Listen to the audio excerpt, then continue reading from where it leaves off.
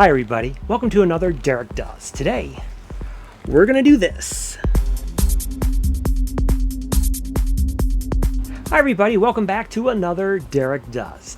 If you're new here, please subscribe and comment, like, all that stuff, because I know there's gonna be something coming up that you're gonna love and something that you've seen in the past that you're gonna love. And today is no difference. By popular demand, this is what we're going to do. This is a G-1 jacket. Now, you've seen jackets that I've done videos for, like the A2, which is for the Army Air Corps. This was for the United States Navy.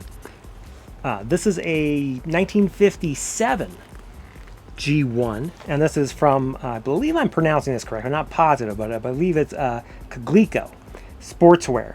And that stands, I think, for Cape Girardeau Leather Company. Later this became Ralph Edwards, but this is a 1957, and I'll show you close-ups of the tag and everything. This is a G1 in a size 42, and this is from the 7823 military spec. This particular jacket is in goatskin and has it's all original everything. I purchased this jacket actually this week from the son of the original owner of this jacket, which is pretty awesome. And he flew in Corsairs in World War II, in Korea, and also he said his dad flew missions in the Cuban conflict. And I've never really met anyone that had done that before. But the jacket is in just phenomenal shape, considering there's no patches, there's no name tags, there's nothing that's been put on this jacket, which is kind of unusual. I don't want to say mint condition, but it's pretty close. It has the original cuffs. The only thing I saw were just like two little moth nips on the cuffs. But this is the G-1 jacket. I know you've seen it. If you've seen any of the Top Gun movies, Tom Cruise is wearing a modified G-1 with all the patches everywhere. Usually they would have patches as the pilots would go, they would get them from where they were or what they did or their mission, that sort of thing, and they would always put the patches on the jacket. These jackets came out in 1947 for the Navy, and they replaced the M422, which was a little slightly different version of this. And this one again has goat skin, has a sheepskin shearling on the collar, mutton, and then it has like a rayon lining. Now, not all of them were exactly the same. Of course, there were, I don't want to say hundreds of manufacturers, but there was pretty close to 100 manufacturers of the G-1 jacket. Pretty much all are goat skin. Some have the rayon, some don't have the rayon lining. The color of the mutton on the top varied greatly. Even with this manufacturer that I've discovered, sometimes it's more black, sometimes it's more golden. This is kind of like just a really rich brown. And this particular one has a Conmair zipper. Some had talons. Some of the zippers were blackened. This particular one is a chromished, nickeled, and I'll show you that again on the close-ups.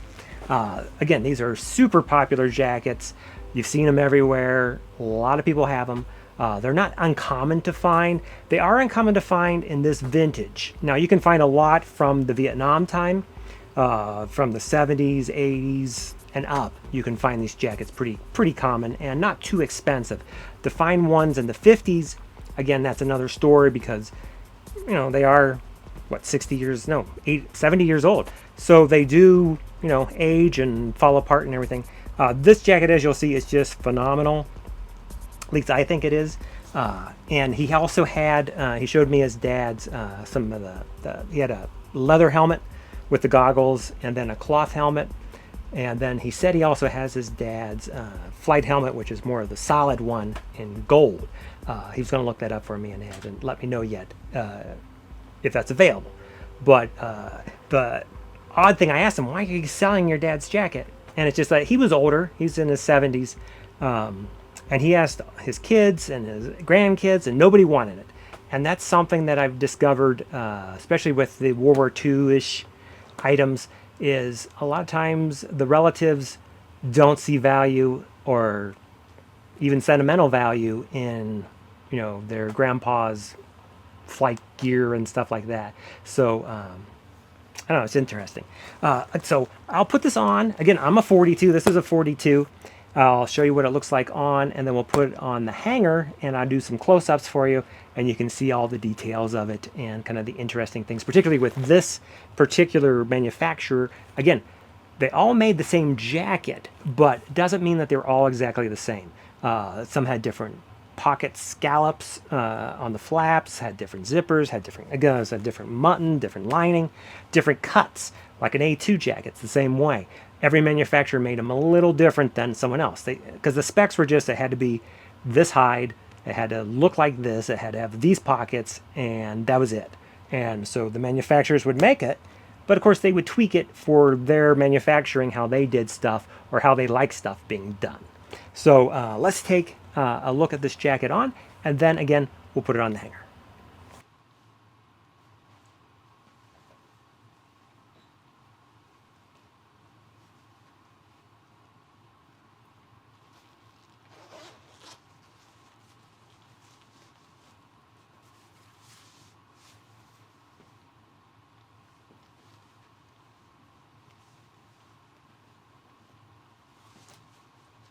So here is the jacket, and it's the classic G-1 style. If you start to look at jackets, you can spot this from a mile away. Here you can see the wonderful real shearling lining for the collar.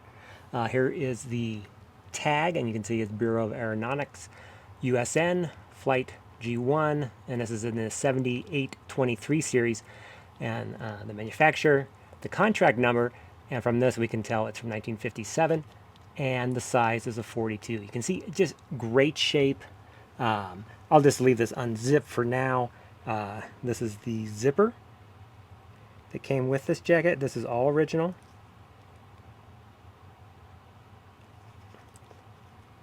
Even has a little tag, pull tabs on it. If you notice, there's no U.S.N stamped in here. Later jackets, they actually would stamp it U.S.N with holes all along here. This jacket does not have that, and I'll show you where the U.S.N actually is, because they always like to put U.S.N on the jackets. And here you can see these wonderful scalloped pockets, which is really kind of a callback from the 422 the days. And then you can see it's size 42. And on this side, same thing, but you've got a little place for a pencil or a pen in there. Inside, there's also a snap pocket, which is kind of nice. A2's never had this, that you can put, sunglasses or, I guess, smokes or papers, anything you want to, and secure it with a snap. You can see the lining is just phenomenal.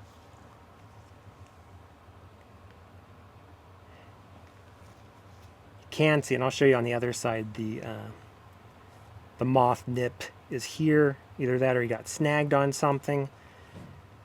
And over there too, which seems common. It seems like that'd be more of a snag, maybe getting in and out of an aircraft. You might hit this side and you might hit this side. I've never been in some of those aircraft, so I don't know, but I bet there's something there that, or a part, maybe the belt snagged it. The nice thing in this jacket's been in Colorado its whole life, except for when it was actually being used. So when it came back, we don't really have a problem with moths. See, that's just lovely. And then on the back, you've got the nice thing on the G1, which I kind of wish the A2s kind of had it, is you've got the bi-swing back, which gives you a little extra room as you're moving. Kind of a half belt style of a jacket. And if you watched my previous video on some half belt jackets like civilians, there's no side adjusters on it, but it does give you a little more support, and it also gives a nice ender for the bi-swing, a little extra to hold it. You can see little cat hair from my cat got on it, but it's just wonderful condition. They do have vent holes like most jackets. These aren't eyelets. I mean, they're eyelets, but they're not sewn eyelets. They're just stamped or with metal. And then on the inside of the collar,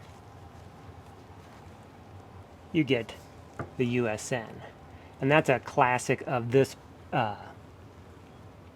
manufacturer. You have two buttons here that go correlate with this side. You've got a chin strap, so you can tighten this up if for some reason you do get cold. You can actually use this mutton collar for its intended purposes to keep you warm. But it does have the buttons. I just had it unbuttoned so I can open it easy. Again, this jacket's been sitting for quite a while, so the leather is still a little stiff on the flaps. But overall, just an amazing, original, as-found jacket. They're out there. You just have to get them now because soon they won't be out there. Well, I hope you enjoyed this video on the G-1 jacket. Again, these, you've seen them everywhere. They're in every movie. Celebrities wear them. They still make this jacket.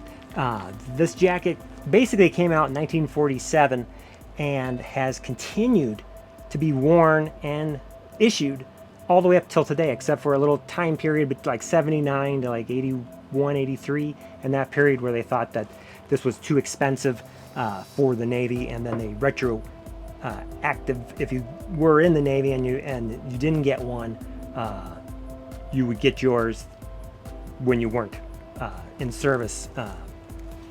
So that everyone got one, basically. Some people just didn't get it when they would serve. They got it afterwards. But it's just a fantastic jacket, and it's just, I mean, if you see one, get it, because they're just neat. I mean, they're nice. They're nice jackets. This is the G-1 jacket.